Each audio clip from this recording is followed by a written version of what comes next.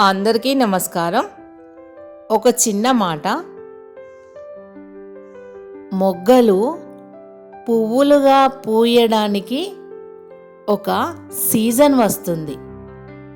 పువ్వులుగా పూయడానికి ఒక సీజన్ వస్తుంది. నది ప్రవహించడానికి ఒక మార్గము ఉంటుంది. అలాగే మనిషి ఎదగడానికి సరైన సమయం కూడా ఉంటుంది. చంద్రుడు వెలగడానికి ఒక రాత్రి వస్తుంది. అలాగే మనిషి మెరవడానికి ఒక అవకాశము వస్తుంది. తన జీవితంలో మెరవడానికి ఒక అవకాశం తప్పకుండా వస్తుంది. Thank you.